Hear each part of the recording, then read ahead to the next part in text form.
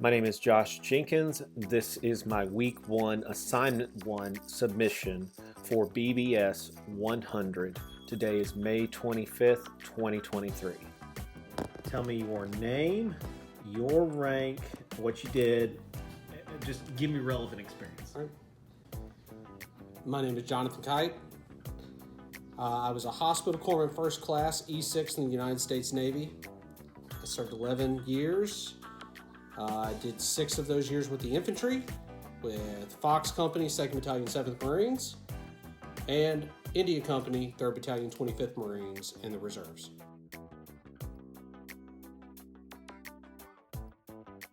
Recoil is relatively simple.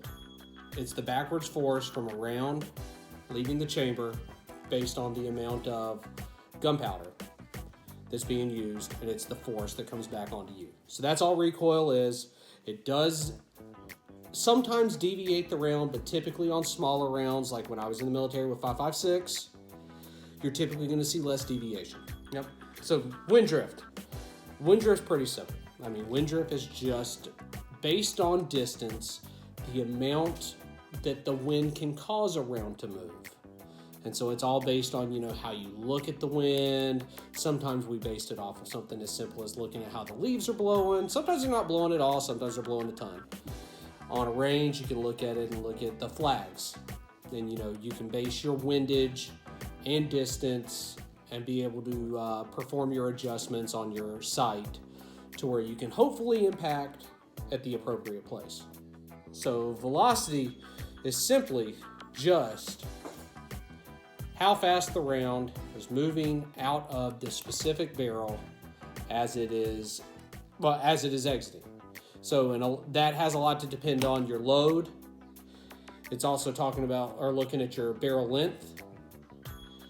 And those are two of the things in tandem, I guess, that we would be looking at to determine the velocity, whether that's 2,200 meters per second or 1,500 or 900, even like a standard 9mm out of a 4-inch barrel would roll. So accuracy, and accuracy is kind of funny because with accuracy you're going to be looking at a group of things. I always like to look at the ammunition first. If you're playing with match grade, vice military grade, your grain count, who makes the rounds, what type and quality of round it is, if it's steel case or brass.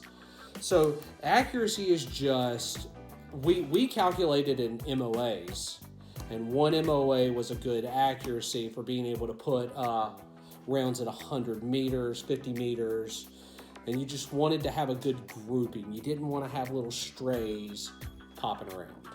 Trajectory life. So trajectory is just where the round is going to impact based on how far you're shooting and the amount of time your round, or the speed your round is traveling. So, based on if you have based your sights, if you have doped your sights based on 100 meters, then, depending upon the round that you're firing, at 500 meters, how many mils is it going to drop? How much adjustment do you have to make? And so that's going to be your trajectory. Two easiest examples I can give. First one's on range. And I don't remember the exact measurements because it's been probably about 15 years. But on range in 06, before we deployed to Iraq, it was a really windy day in windy day in 29 Palms, California. And it was blowing about 15 to 20 left to right. And we were qualing prior to deployment. And so we had to get out there. And the first 100 meters was really easy. But adjusting on target, coming out from 100 to 2, 3, and 5, those were a little bit more difficult. And like I said, I do not remember the numbers, but I can just remember that my shift, I would say, was between 5 and 6 mils out at 500 based on the windage to even get it close to impacting somewhere correctly. Now, with I guess with recoil, I'm going to give hopefully a really simple example on this one. And, you know, my thought on it is recoil, and as the way I've described it to everybody, is just the way the round impacts your shoulder and you're able to get back into a firing position really quick. And part of that is why we didn't use 3-round burst very often in combat, just because it travels you up. So with recoil, it's just going to travel you up. And, you know, I mean, I guess at the end of the day, being able to manage recoil effectively with a semi-auto shot was significantly easier than firing that 3-round burst and having it trail. That could be used to your advantage, but I know for me at the end of the day, being able to manage that recoil and put rounds downrange faster was significantly better than having to sit there and control recoil and actively have to focus on it on a 3-round burst. And I guess, you know, probably one of the simplest ways to look at velocity and accuracy.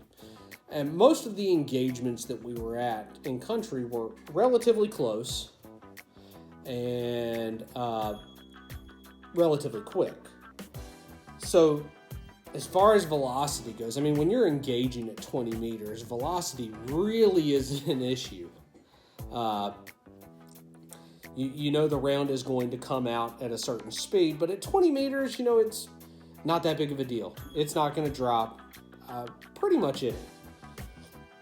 Accuracy, on the other hand, you know, and probably one of the best examples I can give on it is if you're firing those M855 ball rounds, those green tips, they were relatively accurate, but we were stacking 3 balls and a tracer. Well, the tracers in and of themselves did not appear to be very accurate. So with the accuracy portion, I would almost say that sighting down at that point in time, even though we open-eyed sight, making sure that it was pointed in the correct direction so that way, or at the correct individual, so that way when you were firing, you wouldn't have too much trail off from the tracers. Whereas in comparison to those 8.55 rounds, if you were